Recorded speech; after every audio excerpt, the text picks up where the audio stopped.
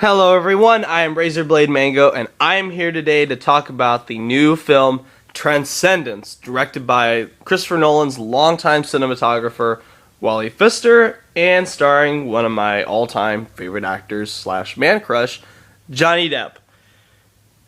Before I get started with that, I want to give a huge thank you to everybody that has watched my The Raid 2 review. I never expected that to get as many views and as many likes as I did. Over 2,000 views in less than 2 weeks. To me, that's insane. that's wow. That's crazy. And I'm really appreciative of all the people that have, told me like, "Hey man, you did a great job on that review. You have like such passion in your voice. Keep up the good work, man." I really appreciate all those compliments. You guys are very sweet. You guys are awesome. But just a big thank you to everyone that's watched the video, that have liked the video, that commented on the video. You guys are awesome, and I really appreciate the kick-ass comments that you guys have been giving me about it. And really, thank you guys. This is awesome. And I know over 2,000 views in less than 2 weeks might not seem like a lot to some people. For somebody that never really expected to get that much exposure on YouTube, honestly, this is pretty big for me, so thank you guys. Thank you. Now on to Transcendence. This movie is going to bomb. Let's just start out with that. This movie is going to be a big financial bomb. It's already a critical bomb. I think the last time I looked at Rotten Tomatoes and Metacritic, it was like a 40%, like a 40 out of 100. Rotten Tomatoes is like a 15%, which is pretty bad. And not that I trust Metacritic and Rotten Tomatoes all that much, which is, I sometimes I like films that they hate. I don't like films that they love and praise to the heavens. But this is one of those times where really the box office is going to be impacted by all the negative word of mouth that this movie has been getting now. And yeah, it's not a good movie, which is very disappointing because it has a very interesting concept behind it. It has good people behind it, like Wally Pfister, who's an extremely talented cinematographer. Not as much a talented director. Johnny Depp, who I think is an amazing actor, well, can be. The problem with him is that he has only made one truly fantastic film this decade. The rest of them have not been that good or downright crap. And I know the guy, Johnny Depp, he can act. He can act. If you haven't seen stuff like Ed Wood and Finding Neverland, go watch those. And he can act his ass off when he wants to. When he doesn't just resign himself to playing stereotypical, hoo-hoo, look at me, I'm goofy, I'm in the typical Johnny Depp makeup, those kind of characters. And the ones that I don't like are the ones where he just plays it totally straight. And this is one of those movies that he just plays it dead fucking pan. The whole way through, he's just, yes, I'm Johnny Depp, I'm discovering a secret to unravel the universe. I want to make a human consciousness. And he goes through that the whole movie. It's understandable. So what's the plot of this movie? The plot of this movie is that it's about this pair of scientists and lovers named Will and forgot the girl's name. Sorry. I think Evelyn. Yeah, Evelyn. That's her name. Whatever, it doesn't really matter. Honestly, Will, because really the movie's all about Johnny Depp's character, Will. Will, he's this mad scientist. He's come up with this idea that he can create a computerized conscious that is more brilliant than the collective intelligence of every human being that will ever live in the history of the world. Or so he says, word for word. So at one of his seminars, he gets shot with a radiated bullet that will kill him in 5 weeks. And So his wife, not wanting to let him go, decides that they should give this a test where his physical body will die, but they should transplant his mind into the computer so that his mind can live on forever as basically data. So they do that, and much to their surprise, it actually succeeds much more than they expected, with Johnny Depp now being this hyper amazing intelligence, super sentient being that can access millions upon millions upon millions of data in a matter of nanoseconds. And eventually it starts to become this thing where he wants to grow, he wants to change the world, and the rest goes on from there. So what are some things I liked about this movie? Well, it's going to sound weird. I actually really liked Paul Bettany, and he's not getting all that much exposure in the trailers. And as a matter of fact, I wish he was one of the top billing actors in this movie, because he is the only one that I felt like was really taking this material seriously and really giving it their all without overdoing it. Like, he had the right amount of subtlety, right amount of emotion to show, the right amount of just sheer like eye contact and facial expressions. He is I've always liked Paul Bettany, but this is one of his best performances in this movie. He's really good in it. And thing with me is I like the concept of this movie much more than the actual finished product, because the concept, like, we've all seen it before, the ghost in the machine. It's easy to see that. We've had it in movies like Blade Runner and Ghost in the Shell, and last year's Her was a lot like that. So this is another one of those movies. And it toys with these themes at the beginning that I found actually interesting. And I know I've read a lot of people said that they got bored in the first third. They were like, oh my god, this is so boring, who cares?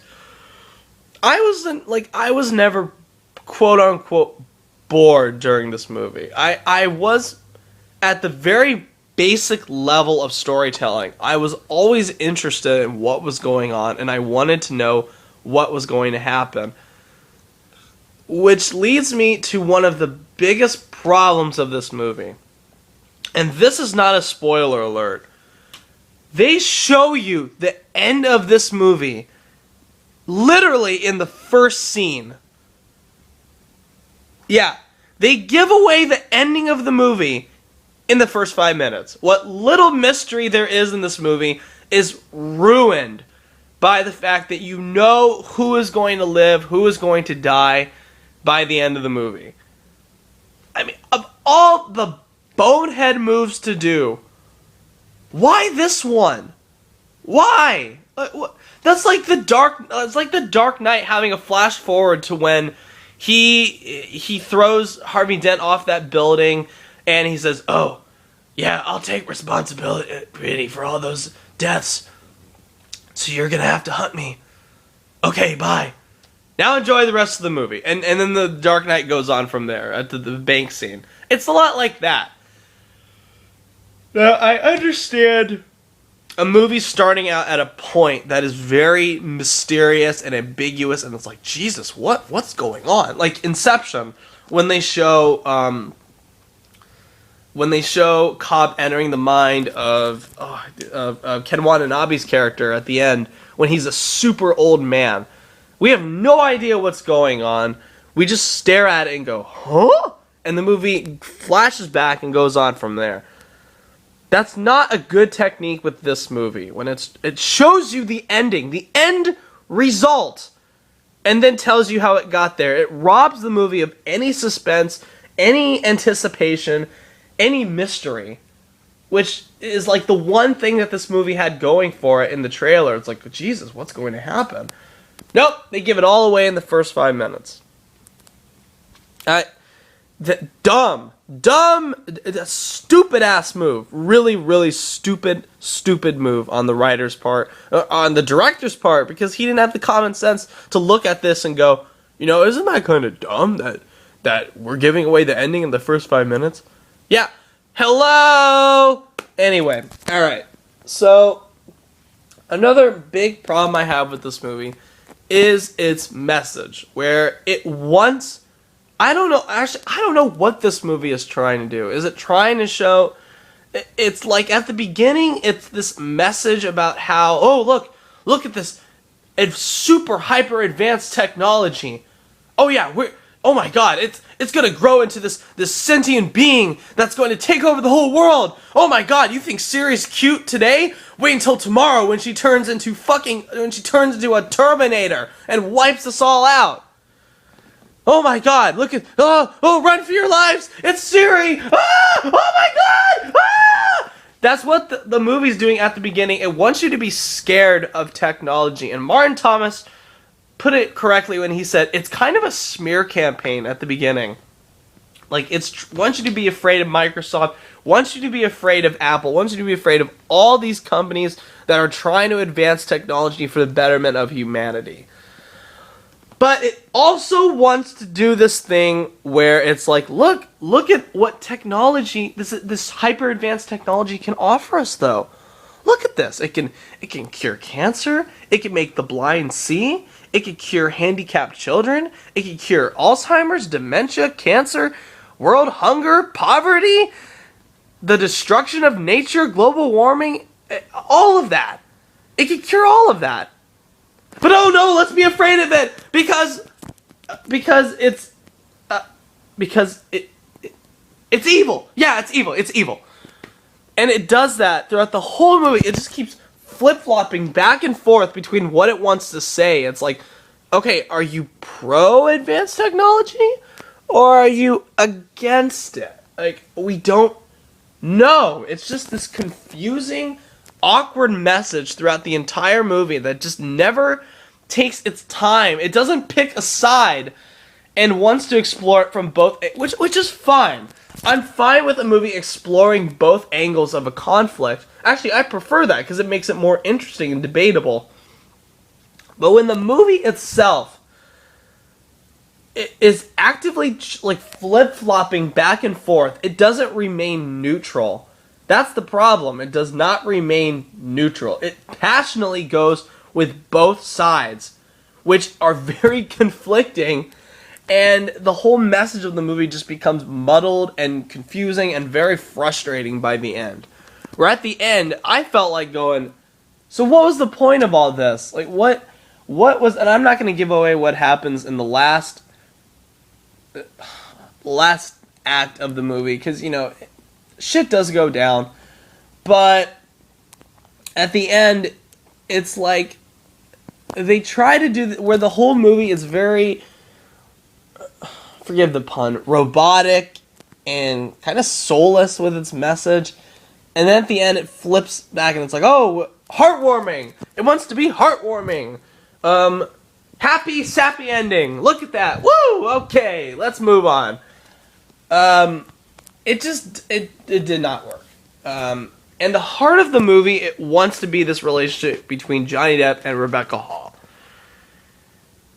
But, neither actor does a very good job conveying this strong relationship. Johnny Depp, he's very miscast in this role. He really is. I wish they... You know who would have been a better actor for this role? Jeff Goldblum. As much as I don't care for Jeff Goldblum all that much, yeah, I know, I don't. But he would have made a great, like in The Fly. He does that exact role in The Fly, and he pulled it off extremely, brilliantly. He would have been perfect for this movie. But again, he doesn't have the star power these days. So who are you gonna get instead? Well, Johnny Depp, because I guess he's still got star power. That's not really the case considering looking at his last couple of movies. That really, some of his movies this decade have been very successful. Unfortunately, Alice in Wonderland was very successful. It was crap. Pirates of the Caribbean, the latest one, was very successful. Not that bad. Rango, very successful. That is an amazing fucking movie. That's one of my all-time favorite movies. That's the only time during this decade that I felt like his performance in a movie was inspired and interesting and had a lot of punch to it. That was a peak back at the Johnny Depp that I fell in love with back in the 90s and the 2000s. But this movie, like I said, he is boring. He is boring. Even when he's in human form, boring. It's understandably he sounds more robotic when he goes into his AI form, which, understandable. He sounds more robotic then. That's the whole point. He's supposed to be a robot. So I can forgive it with that. But I can't forgive it when he's a human and he's going, "Oh, I'm going to die soon. Oh, okay. Yeah. I love you, babe. I'm gonna miss you. Okay." And then the wife isn't doing any better either. With Rebecca Hall, who's not a bad actress, it's just her. I don't know whether this was her or this is probably more the screenwriter's fault. Is that her reaction to her husband on the brink of death was not convincing whatsoever. Like, when it's revealed, oh, he got shot. Oh, okay, honey, let's go. Let's go, yeah, let's go home. Like, you're shot? Okay, yeah, you'll be alright, come on. Oh, he's puking and he's like he looks like shit. Where he's puking and vomiting and looks like shit because of the radiation. Oh, what's wrong, honey? What's wrong? Are you okay? Oh, somebody call 911. I don't even think she yelled to call 911 or even ran to the phone to call 911. She just sat there like, "Honey, are you okay? Honey?" It's like, are you sure she's not a robot? Because these are some of the most inhuman reactions to death that I have ever seen. And I know people have different reactions to like preparing for death and grieving and all that. But I'm sorry, this reaction that she gives in this movie is so detached and emotionless that it got on my nerves. And I just like threw my hands in the air are you sure she's not the robot? Is this going to be the twist of the movie where she's the cyborg and he's the human that she's killing? Which would have made a cool movie. That's revealed that she's a cyborg and he's really a human being and she's trying to sabotage her husband by stealing all of that. No, that would have been an interesting movie. I'm telling you, that would have been a cool movie. Or fuck it, just get rid of the wife altogether and have it be where Johnny Depp becomes this sentient being and actually becomes evil and destructive because of the death of his wife and destroys the whole world. That would have been fascinating if they had stuck with that concept and made it about how technology, like, it's maybe not as bluntly and annoying as they put it in this movie, but to make it about how technology can advance too quickly and too rapidly and too dangerously. That would have been interesting. I'm telling you, that would have been a cool movie. But they don't do that. They go the really easy way out. And even when her husband, I'm sorry to keep harping on this, when her husband is on the brink of death, she's going, "Okay, well, yeah, we're going to hook you up to this machine now. Okay. You alright, honey? Because you look like you're going to die pretty soon." "Oh, okay, here. Have another bite of strawberry yogurt. It's okay. Just one more bite, honey. It's alright, one more bite." She literally does that. She's like, "Here, honey, have some more yogurt. Here you go. Yeah, take some more yogurt." It's just her. Thankfully, her emoting gets better towards the end, but she still wasn't all that good of a performance. It really wasn't. Like I said, Paul Bettany, he's still like the best actor out of all of these people by like a million miles in this movie. Morgan Freeman, he's kind of there. He's like, okay, whatever. It's Morgan Freeman. He's a nice presence. Cillian Murphy, what the fuck? His character was totally useless. Totally fucking useless. Because all he did was just stand there and go, "Huh? Huh? What?" Like, it's like they paid him just to come on set and like droop his mouth and like have wide eyes and just go and just point at stuff like, huh? What? You could have written him out of the movie. It wouldn't have made any difference in the story. Not at all. Kate Mara, never really liked her. Still not that good in this movie. That's about it for the supporting cast, really. That's really about it. And one of the things I don't like I admire that this screenplay, and it's very I know how difficult it is to have your screenplay, take off, especially an original one. Like this guy that wrote it, it was on the blacklist for best unproduced screenplays. I think back in 2012, I believe. And then, imagine this guy's excitement when he's struggling, working, he writes a screenplay, to have it financed by Christopher Nolan and have it directed by his cinematographer and to star Johnny Depp. Dude, you've hit it big. And I don't like to talk crap about people that are trying to make it big and have made it big, but really, if this was considered one of the best screenplays of unproduced screenplays of 2012, wow. Wow, no, you need to try harder, people.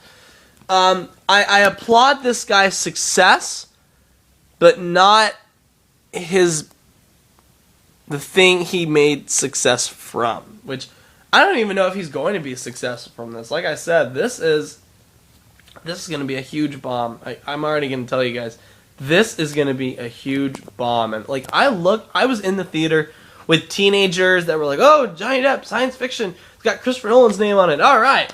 And these teenagers, they were yawning, stretching their arms. They looked like they were about to go to sleep during this movie, and that's never a good sign. Even the adults in the movie were kind of eh. It was just kind of reaction to it. Really, there's nothing. It doesn't have any kind of human. It looks pretty. It has a gorgeous visual style to it. Which, of course, it's directed by an amazing cinematographer. Of course, it's gonna have a beautiful visual style to it. Some shots in this movie made my jaw drop. They were so beautiful. But this movie, as Pfister has stressed, this is a Pfister movie. This is not a Nolan film. This is my movie. And I kind of wish Christopher Nolan had come into this production. I know he's working on Interstellar, and he was doing The Dark Knight Rises, where this was being in production probably. But, excuse me. But you need effort, man. This movie lacks humanity. Whereas Christopher Nolan films, a lot of people criticize them for being sterile and take themselves way too seriously. I completely disagree. I think all of them have a humanity to them that is severely lacking in this movie. It's just, this movie overall, it's very disappointing. It's a big waste of potential. And I don't think it's a terrible movie or anything. It's just very misguided and wishy-washy. In the hands of a better writer and a better director, this could have been something really special. And better actors, of course. This could have been something really special. But it's not, unfortunately. And it's already a big critical bomb. It's going to be a big financial bomb. This is unfortunately just another notch in Johnny Depp's waning star power. It's just another hit for another massive, massive blow to Johnny Depp. And Wally Pfister, I doubt he's ever going to direct again after this, which is a shame, because I really want this guy, even though I don't really like this movie, I want this guy to go on and do better things. I really do. I wish the best for Wally Pfister. I hope maybe he goes back and directs Nolan's next film after Interstellar. I hope these two start working together again. I hope, and after that, maybe when he's learned some more directing techniques, maybe he can bring Christopher Nolan and Jonathan Nolan on to write his next movie. He can do that. He has the potential to be a really good director. But this writer Never again. And if this is the writer that is writing Prometheus 2, that movie is screwed. That movie is screwed. So Transcendence. What would I say? Well, if you're like me and you're a big fan of Nolan, you're a big fan of Johnny Depp, and you're intrigued by the concept, I would honestly just give this movie a rental when it comes out. You know, like, if you have a Redbox near you that's offering it for $2 a night, you know, why not? To pick it up. It's not bad for a rental.